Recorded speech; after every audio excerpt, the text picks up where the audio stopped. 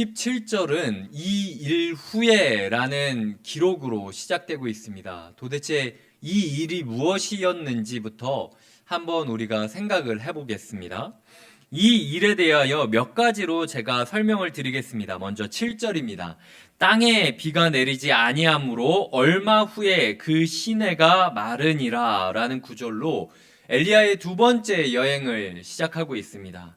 엘리야는 시돈에 속한 사르밧, 즉 당시 바알 숭배의 중심이었던 사르밧이라는 도시에 있었던 한 과부와 한 아이와 일상을 함께 하게 되었던 것이죠. 그 일 이후에 이 사건이 일어났다라고 말씀하고 있는 것입니다. 그 일이 무엇입니까? 첫 번째로는 자기의 말이 어떠한 무게를 주는지 철저하게 깨달았던 일이었습니다. 자신이 말했던 그 시냇물이 마르는 정도까지 이스라엘이 가뭄이 되었던 것. 나는 참을 수 있었다라는 거죠. 내가 이스라엘의 공의가 회복되는 것을 위해서 나는 참을 수 있었지만 내가 말했던 그 말 때문에 지금 듣도 보도 못했던 아무런 죄가 없다라고 생각했던 저 가정이 굶어 죽기 직전까지 되었다라는 것이 엘리야에게는 큰 충격이었을 것입니다. 나는 나만 참으면 된다고 생각하고 이 세상에 의로운 것은 나만이라고 생각을 했는데 내가 가장 악하다라고 생각했던 그곳 가운데 있었던 그 패역한 민족이 사실은 정말로 가련한 한 여인과 그 부모 아버지 잃은 한 아이에 불과했다라는 사실을 깨닫게 되었다라는 것이죠. 저들이 무슨 잘못을 했기에 단지 나라의 주인을 잘못 만난 죄로 저들이 저렇게 힘들어야 한다라는 것, 그리고 내가 다르게 선포했다면 혹시 저들이 이렇게 괴로워하진 않을까라는 자기 말의 무게감을 뼈저리게 느끼는 시간들이었습니다. 두 번째로 엘리야가 겪었던 이 일은 자신의 편견을 지우는 시간이었습니다. 하나님께서 생각했을 때 하나님 앞에서 저 우상 민족, 저 바알 숭배의 중심지, 꼴도 보기 싫은 사람들이라고 생각했던 그곳에서도 정말로 사랑받아야 되는 사람들이 있었다라는 것이죠. 내가 인생을 흙과 백으로 나누며 살아갔지만 사실 인생이라는 것이 그렇게 단순하게 이거냐 저거냐로 나눌 수 없는 문제라는 사실을 깨닫게 된 것입니다.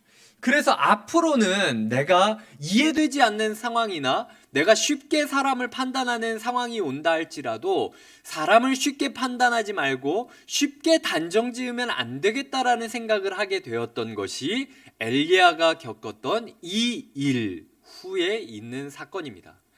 세 번째로 엘리야가 겪었던 이 일은 자신이 오해받을 것을 뻔히 알면서도 하나님께서 함께하게 만드신 사람들과 더불어 사는 법을 배우는 시간이었습니다.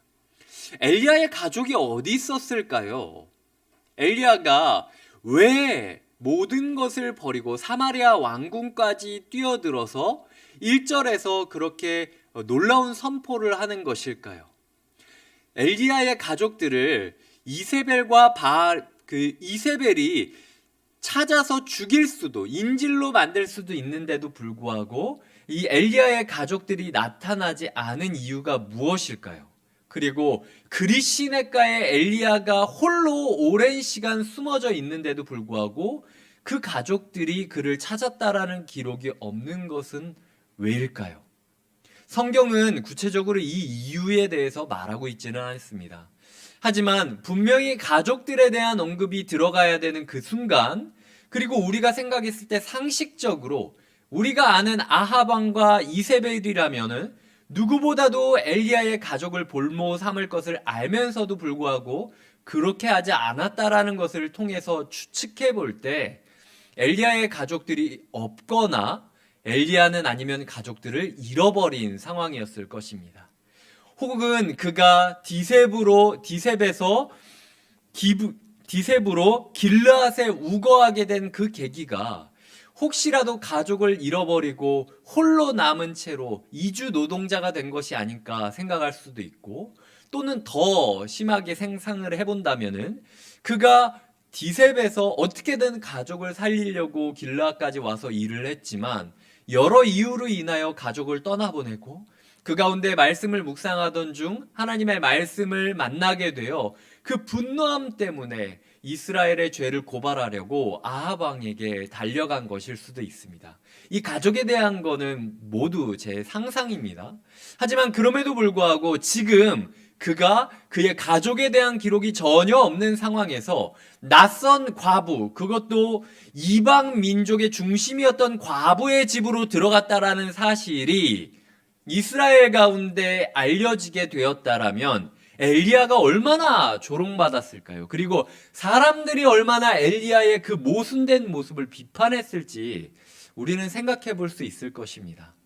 그 위험성 가운데 오해받을 것을 뻔히 알면서도 불구하고 하나님이 가라고 했기 때문에 그 낯선 과부의 집에, 이스라엘도 아닌 그 과부의 집에 들어가는 모험을 한 것이 엘리야가 했던 일이라는 것이죠. 그리고 그 다음에는 엘리야가 했던 일은 폼나지 않는 사역이었습니다. 엘리야는 자기가 폼나는 사역을 하기를 원했습니다. 자신이 외치면은 비가 내리지 않고 자신이 원하는 사람들한테는 안전함이 보장되는 사역. 마치 자기 주변으로만 비가 내리고 나머지 곳에는 하나도 비가 내리지 않는 모습을 보여주고 싶었을 것입니다. 근데 그는 그가 있던 곳에 시냇물조차도 마르게 되는 것을 경험하였고 그가 만났던 백성에게 이방 민족의 중심이었던 사르밧 과부에게 너 뭐 남았니? 너 그거 먹고 살 거 궁한 건 알지만 그래도 나한테 줘야 된다. 그게 하나님의 뜻이야. 어쩌면은 엘리야가 세상에서 가장 하기 싫었던 이야기, 구걸. 그 구걸을 사르밧 과부에게 하는 것이 하나님의 방식이었다라는 것이죠. 그래서 엘리야는 자기가 원하는 사역이 아니라 하나님이 원하는 사역을 해야 한다라는 것을 자기의 폼이 심하게 떨어지는 것을 경험하면서 몸소 체험하고 훈련하게 되었다라는 것입니다. 요약드리자면 자기의 말의 영향력이 타인에게 어떤 영향력을 끼치는지 무게감을 배웠고 편견을 버리게 하는 훈련을 받았으며 오해를 두려워하지 않는 결연한 마음을 배웠고 그리고 내가 원하는 사역이 아니라 하나님이 바라는 사역을 해야 한다라는 것을 폼나지 않는 사역을 해감으로써 몸소 훈련을 받게 된 것입니다. 그 일 후에 일어난 상황입니다. 그 일 후에 그 집주인 되는 여인의 아들이 병들어 증세가 심히 위중하다가 숨이 끊어진지라 라고 17절은 시작합니다. 굳이 과부라고 표현하지 않고 그 집주인 되는 여인의 아들이라고 표현한 것은 이 과부가 단지 그냥 남편을 잃은 걸로 끝나는 것이 아니라 이 집의 주인으로서 어떻게든 아들이 자립하여 생존하기까지 자신이 버텨야만 된다라는 절박감으로 하루하루를 살아가고 있었다라는 사실을 나타내고 있다라는 것이죠. 근데 그 아들이 지금 죽었다라는 것입니다. 그녀의 삶에 아무런 기적도 없었습니까?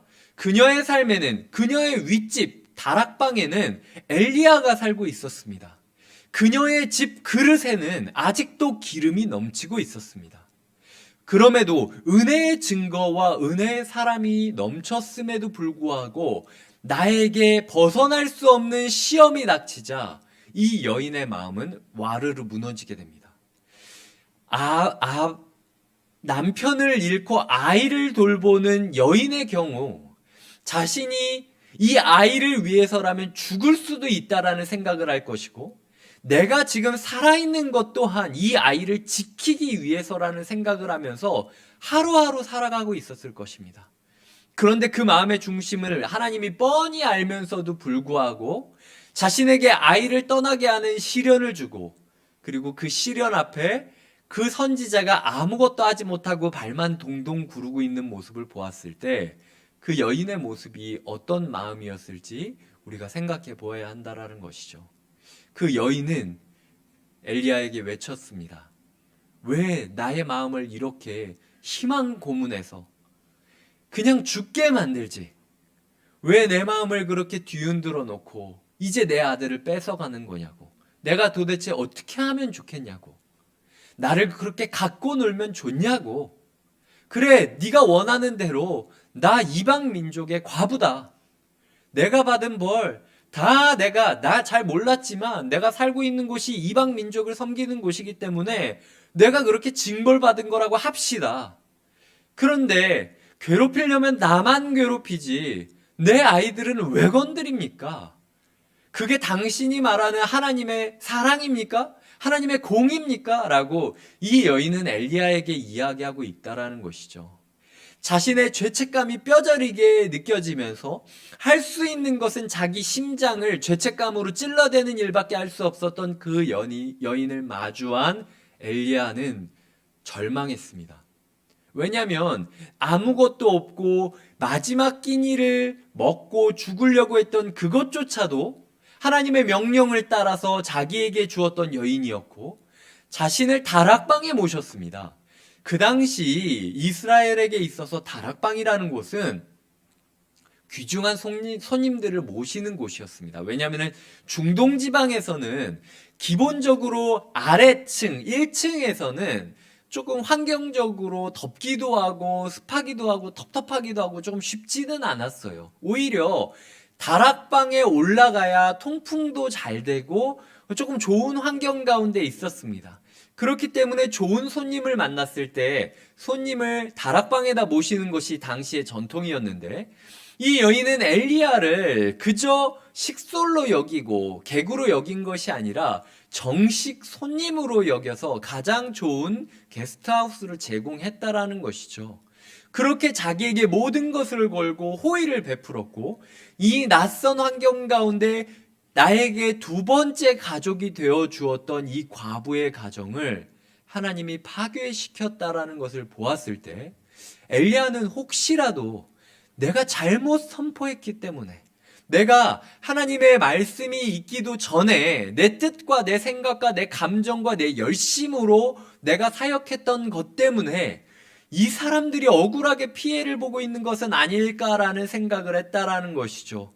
그래서 그는 아무 말도 하지 못하고 그 여인이 보는 데서 기적을 행할 엄두도 못 낸 채로 이 아이를 잠깐 나한테 맡겨줄 수 있겠냐라고 이야기를 하면서 그만의 다락방으로 아이와 함께 들어가게 됩니다. 엘리야는 자기 침상에 그 아이를 누이고 여호와께 부르짖습니다. 내 하나님 여호와여, 주께서 또 내가 우거하는 집 과부에게 재앙을 내리사 그 아들이 죽게 하셨나이까. 여기서 가장 중요한 단어는 이 또라는 단어입니다. 하나님 또 내 길을 이렇게 막으십니까?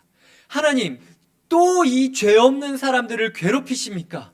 왜? 기어이 이 사람들을 죽이고야만 말 겁니까? 나 때문에? 내가 그렇게 잘못했다는 거 내가 알아요. 하지만 그럼에도 이 사람들은 죄가 없잖아요 라고 엘리야는 또라는 단어를 사용하면서 하나님께 부르짖고 있다라는 것이죠. 엘리야의 사역자로서 엘리야의 절망감과 고립감이 끝까지 몰아쳤다라는 것입니다. 내가 세상을 구원하기 위해 이스라엘을 구하기 위해 사마리아까지 달려갔던 사람입니다. 그 열정의 사람인데 지금은 내 눈앞에 있는 이 아이조차 구할 수 없다라는 좌절감으로 하나님께 또라는 단어를 쓰면서 무너지고 있는 거죠. 나는 이 세상을 변화시킬 사역자가 될 것이라고 생각을 했지만 눈앞에 있는 한 사람조차 살릴 수 없다라는 사실을 깨달았다라는 것입니다. 그런데 그때 그가 기도하자 하나님께서 엘리야의 소리를 들으시고 그 아이의 혼이 몸으로 돌아오고 살아납니다.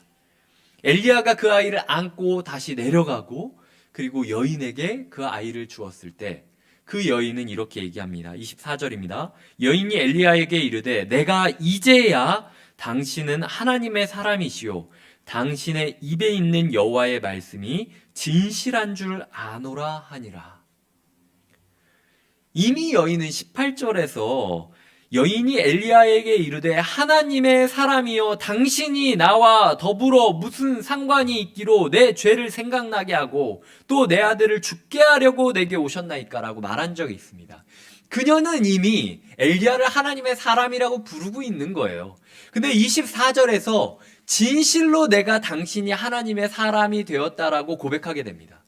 그 전까지는 그녀가 기름이 계속 나오는 기적을 보고는 있었지만 인격적으로 하나님의 사람, 하나님을 마음에 두지는 않았다라는 것이죠. 그런데 그녀의 삶 가운데 진짜 인격적으로 하나님을 영접했을 뿐만 아니라 엘리야가 말하는 그 말이 진실로 하나님의 말씀이었다라는 사실을 내가 이제야 알았다라고 고백하게 된 것입니다.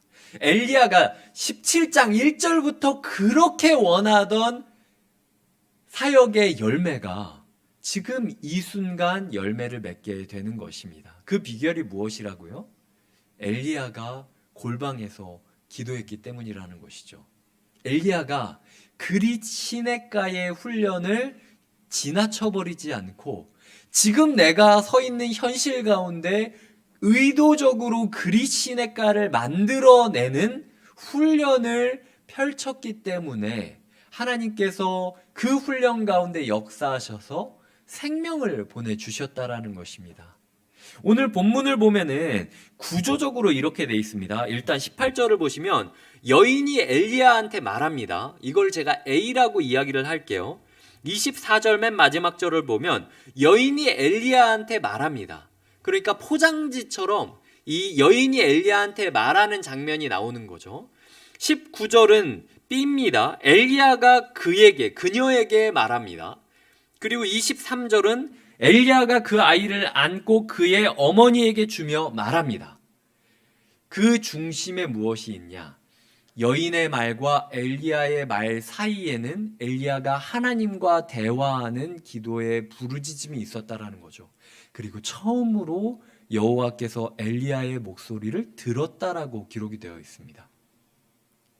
하나님과의 그 긴밀한 대화, 커뮤니케이션, 내가 말하고 끝나는 것이 아니라 하나님 말을 내가 듣고 그냥 끝내는 것도 아니라 내가 말하고 하나님이 응답하시고 그 서로 간의 커뮤니케이션이 회복되었을 때에 나로부터 시작되는 말이 하나님의 말씀이 되고 그리고 내가 전하고 나에게 말한 그 모든 상황과 환경과 사람들이 하나님의 신앙을 회복하게 된다라고 하는 것이 오늘 말씀의 키워드라는 것이죠. 그러니까 엘리야는 자신의 사역을 가장 화려한 왕궁에서 소리 지르는 것이 자신의 사역이라고 생각을 했습니다. 소위 말해서 사람들이 다 볼 수 있는 큰 부흥 집회를 열어서 이스라엘 모든 사람을 불러서 그 사람 앞에서 하나님이 참되신 하나님이라는 것을 증거하기만 한다면 이스라엘이 변하고 생명이 시작될 거라고 믿고 있었던 겁니다. 그런데 하나님께서는 엘리야에게 그게 아니라 아무도 모르는 곳에서 네가 그릿 시냇가를 재창조할 수 있는 법을 알게 된다면 너에게 찾아오는 모든 상황들을 네가 생명의 길로 인도할 수 있을 것이고 네가 하는 모든 말들이 생명수가 될 것이다라고 약속하고 있는 것입니다. 우리의 삶 가운데 우리는 무엇을 꿈꾸고 계십니까? 내 가정이 변화하기 위해서, 내 개인적인 삶이 변화하기 위해서, 그리고 내 직장과 교회가 바뀌기 위해서 도대체 무슨 모습을 그리고 계십니까? 하나님께서는 다른 모습을 그릴 게 아니라 너와 내가 기도하면서 만나는 모습을 그려야 돼 라고 말씀하고 계시다라는 것이죠. 이번 주 수요일 날 저는 사건을 기대하면서 사역을 시작했더니 하나님께서는 사건을 베푸신 것이 아니라 사귐을 허락하셨다라고 말씀하셨습니다. 하나님께서 이 자리에 앉아 계시는 성도님들의 삶 가운데 거룩한 사귐을 회복시켜 주시기를 간절히 청합니다. 그리하여 더 이상 내 뜻과 내 마음과 내 열정으로 내 남편과 내 아내와 내 아이들을 바라보는 것이 아니라 하나님과 함께함으로써 하나님께 의뢰하고 답을 들음으로써 하나님이 주시는 생명으로 그 아이와 아내와 남편을 대해야 한다라는 것이죠. 조금만 더 깊게 들어가 보도록 하겠습니다. 그렇다면 엘리야의 기도는 무엇이었느냐? 엘리야는 여호와께 부르짖어 이뤘습니다. 내 하나님 여호와여. 엘리야의 기도는 첫째로 열정적인 기도였습니다. 그의 기도는 그저 그냥 아무 말도 안 하고 하나님 다 아시죠? 그냥 알아서 해주세요라고 넋놓고 있었던 기도가 아니었다라는 거죠. 엘리야는 자신이 할 수 있는 한 제일 큰 소리로 하나님께 부르짖었습니다. 그 부르짖음이 밑에 층에서 자기를 기다리고 있을 그 여인이 어떤 마음으로 기다리고 있을지를 생각하면서 전력을 다하여 부르짖고 있었다라는 것이죠. 그리고 엘리야의 기도는 두 번째로 내 하나님 여호와여라고 부르면서 자신의 신앙 고백으로 시작하는 기도였습니다. 하나님을 뜬구름 잡는 천지를 창조하신 하늘의 아버지 영광의 주시여 이런 식으로 기도했던 것이 아니라 내 하나님, 그리 시냇가에서 나와 만나주신 그 하나님이라고 자신이 만났던 인생의 신앙 고백을 동원하면서 하나님을 초청하고 있다라는 것이죠. 그리고 자신의 속마음을 솔직하게 보였습니다. 주께서 또 나한테 정말 너무하십니다. 어쩌면은 자신이 그렇게 높였던 하나님께 망령된 버릇없는 기도를 드리는 것이기도 하겠지만 그럼에도 불구하고 엘리야는 하나님 앞에서 진실함을 놓지 않고 있다라는 것이죠. 열정적인 기도, 자신의 삶에 기반한 신앙을 고백하면서 하나님을 붙잡는 기도, 그리고 진실한 기도, 그리고 그 진실한 기도가 어디로 이어져 가냐면은 타인을 살리고 싶다라는 긍휼함으로 이어진다라는 것입니다. 엘리야가 하나님, 내가 폼나야 됩니다. 내가 지금 이 집에 신세진 게 있는데 저쪽 팔려서 못 삽니다. 하나님, 저 가오가 안 삽니다. 저 여기서 하나님이 능력 부어주셔야 제가 하나님의 사람이라는 걸 믿죠.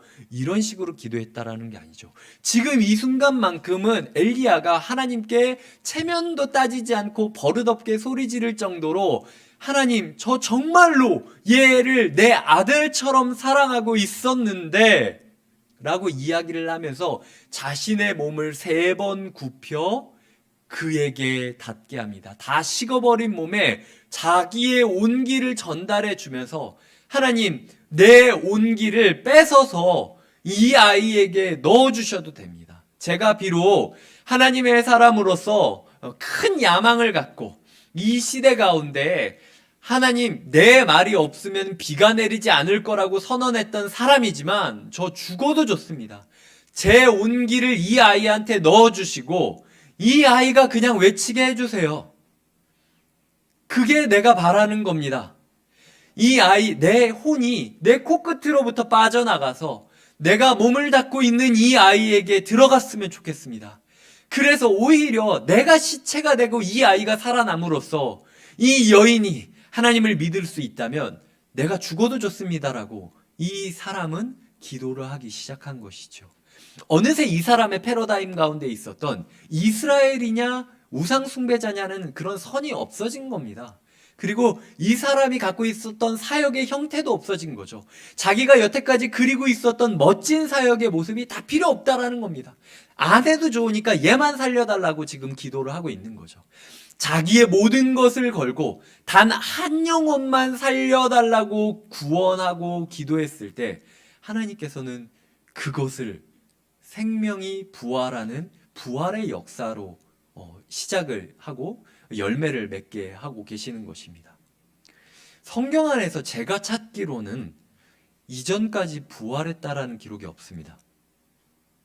그러니까 제가 찾기로는 그리고 어떤 책에서도 제가 이제 확인하기도 했는데 성경에 있었던 첫 번째 부활의 사건인 것이죠. 그 당시에 모든 사람들은 부활이라는 것을 실제로 본 적이 없습니다.